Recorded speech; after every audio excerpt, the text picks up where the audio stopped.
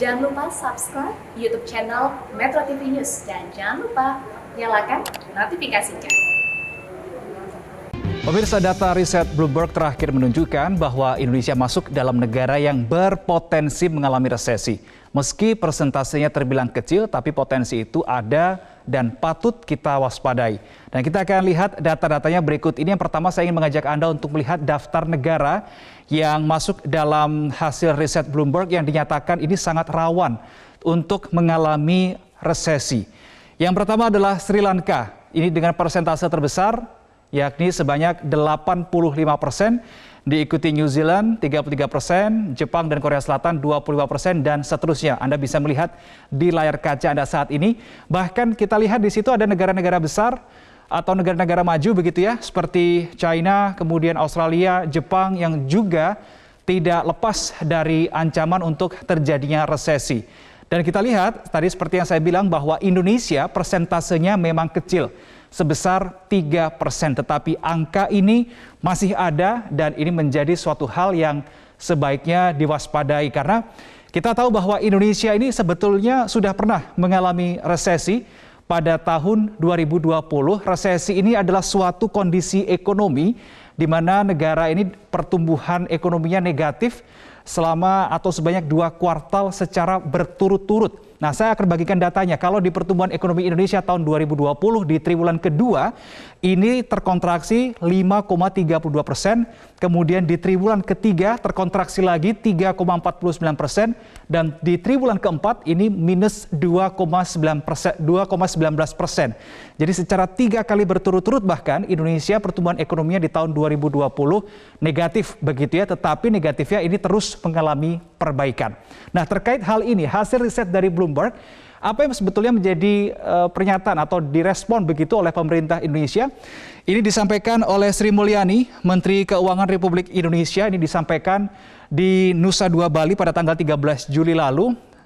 Sri Mulyani mengatakan kita relatif dalam situasi yang tadi disebutkan risikonya 3% dibandingkan negara lain yang potensi resesinya di atas 70%. Namun ini yang saya garis bawahi, ini tidak berarti kita terlena, kita tetap waspada. Saya tadi bilang bahwa negara yang persentasenya paling besar untuk mengalami resesi adalah Sri Lanka, 85%. Kita tahu mengikuti informasi bahwa bagaimana sengkarut di Sri Lanka yang terjadi. Nah, apa sebetulnya yang bisa menyebabkan hal itu bisa terjadi pada Sri Lanka, pemirsa? Yang pertama, ini diawali sebetulnya pada tahun 2019, di mana pada saat itu ada serangan bom ekstremis yang menyerang gereja dan juga hotel. Pasca kejadian, pemirsa, untuk sektor pariwisata Sri Lanka ini langsung terdampak.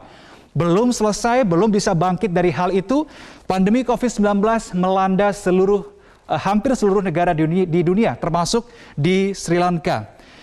Kemudian hal-hal berikutnya, pemirsa, dari 2 kejadian itu kemudian membuat Sri Lanka ini gagal untuk membayar utang luar negeri atau ULN sebesar 51 miliar dolar Amerika Serikat. Kemudian Sri Lanka juga kehabisan stok dolarnya, sehingga ini pun juga berdampak pada ketidakmampuan mereka untuk membayar impor bahan pokok yang dibutuhkan oleh masyarakat Sri Lanka. Itulah mengapa harga-harga bahan pokok di Sri Lanka seperti BBM, harga pangan ini mengalami lonjakan yang cukup signifikan.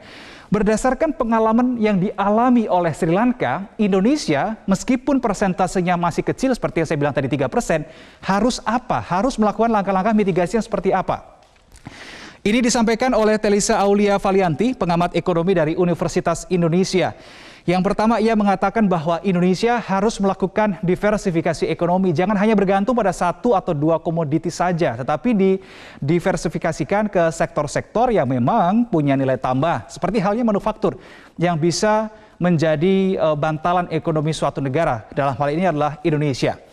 Yang kedua, Telisa juga menghimbau berharap kepada pemerintah jangan terlalu mengandalkan impor khususnya di sektor pangan dan energi.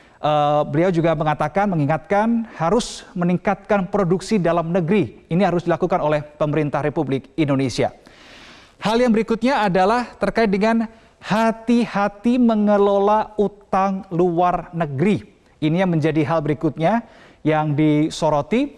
Kemudian yang keempat adalah penghematan belanja pegawai dan anggaran. Ini sebaiknya dialihkan untuk memberikan stimulus di sektor usaha kecil dan menengah, lalu juga digitalisasi perizinan.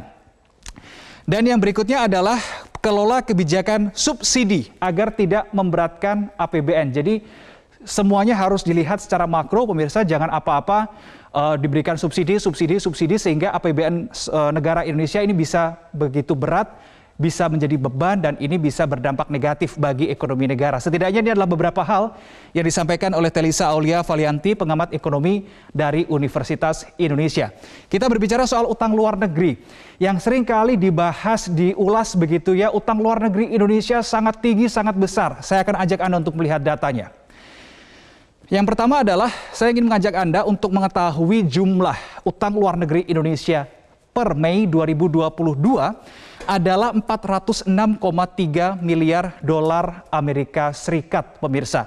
Angka ini terus mengalami penurunan, alias Indonesia ini berarti sudah bisa atau tetap masih mampu membayarkan hutang-hutangnya. Kita kalau berbicara utang luar negeri Indonesia, maka kita berbicara bukan hanya utang pemerintah. Karena utang luar negeri Indonesia itu terdiri dari 3. Utang luar negeri pemerintah, utang luar negeri bank sentral, dan juga utang luar negeri swasta. Nah, untuk yang pertama pemirsa, saya ingin mengajak Anda bahwa di ketiga jenis utang luar negeri itu, baik itu oleh di sisi pemerintah maupun di sisi swasta, ini semuanya mengalami kontraksi. Kita berbicara utang luar negeri Indonesia secara keseluruhan terlebih dahulu ya. Utang luar negeri Indonesia 406,3 miliar dolar Amerika Serikat ini sudah berkurang atau terkontraksi 2,6% year on year. Ini berarti kalau dibandingkan pada akhir Mei 2021. Kemudian utang luar negeri pemerintah ini juga terkontraksi cukup tinggi 7,5% year on year. Di mana ini ada disebabkan beberapa hal. Yang pertama, beberapa seri surat berharga negara atau SBN yang memang jatuh tempo di bulan Mei 2022 dan pengaruh sentimen global yang memicu pergeseran investasi portofolio di pasar SBN domestik oleh investor non-residen. Kemudian untuk utang luar negeri swasta ini juga mengalami kontraksi 0,7% year on year di akhir Mei 2022, tetapi memang untuk utang luar negeri swasta ini sempat mengalami pertumbuhan 0,3% pada bulan April, tetapi kemudian terkontraksi lagi 0,7% year on year. Nah, kalau Anda mengatakan, Anda bertanya mungkin ya, utang luar negeri pemerintah ini sebenarnya buat apa saja? Kita akan menuju ke slide berikutnya.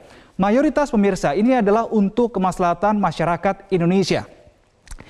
24,5% terbesar utang luar negeri pemerintah ini peruntukannya adalah untuk sektor kesehatan dan juga kegiatan sosial. Berikutnya di sektor pendidikan sebanyak 16,5%, kemudian 15,1% untuk administrasi pemerintah, pertahanan dan jaminan sosial wajib, konstruksi sebesar 14,3%, dan yang terakhir adalah 11,8%. Dengan jumlah utang luar negeri Indonesia masih mencapai 406,3 miliar dolar Amerika Serikat, ini bisa dikatakan sebetulnya struktur utang luar negeri Indonesia dikatakan sehat. Apa sebabnya? Yang pertama, rasio utang luar negeri Indonesia terhadap PDB ini sebesar 32,3%. Ini turun dibandingkan dengan bulan April, di mana pada bulan April ini rasionya masih 32,6%. Dikatakan sehat karena rasio ini masih di bawah batas maksimal yang tertuang di Undang-Undang Nomor 17 Tahun 2003, yakni masih di bawah 60%. Kemudian dominasi utang luar negeri Indonesia ini sifatnya adalah jangka panjang sebanyak 86,7%. Untuk itu kita ketahui juga bahwa utang luar negeri ini mayoritas seperti yang saya tadi katakan digunakan untuk pembangunan dan juga pemulihan ekonomi nasional yang sempat tergerus akibat pandemi COVID-19. Berikutnya kita akan melihat negara-negara kreditur atau pemberi hutang terbanyak untuk Indonesia. Ternyata bukan Amerika Serikat, bukan Tiongkok yang terbanyak memberikan utang bagi Indonesia per Mei 2022. Yang pertama justru negara Singapura, pemirsa. Negara pemberi utang terbanyak untuk Indonesia adalah Singapura dengan nominal mencapai 59,8 miliar dolar Amerika Serikat. Kita mungkin bisa full screen saja supaya masyarakat bisa melihat dengan jelas. Ini adalah daftar negaranya.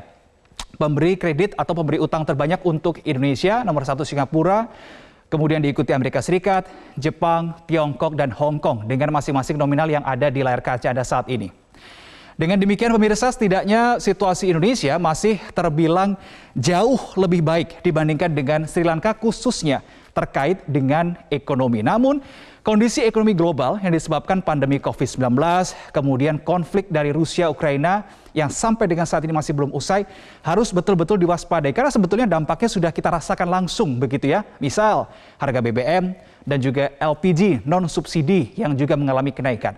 Selain itu, soal inflasi ini seakan tidak bisa terhindarkan. Amerika saja pemirsa yang notabene adalah negara adidaya, inflasinya sudah menyentuh 9%. Sementara berdasarkan data Bank Indonesia, inflasi di Indonesia ini juga terus menunjukkan tren peningkatan dari semula 2% di bulan Februari, kini sudah di angka 4% di bulan Juni 2022. Jika pemerintah tidak bisa mengatasi inflasi, maka daya beli masyarakat pun juga akan melemah. Ini yang harus diwaspadai. Demikian untuk adalah paparan informasi kita untuk di segmen At Large hari ini.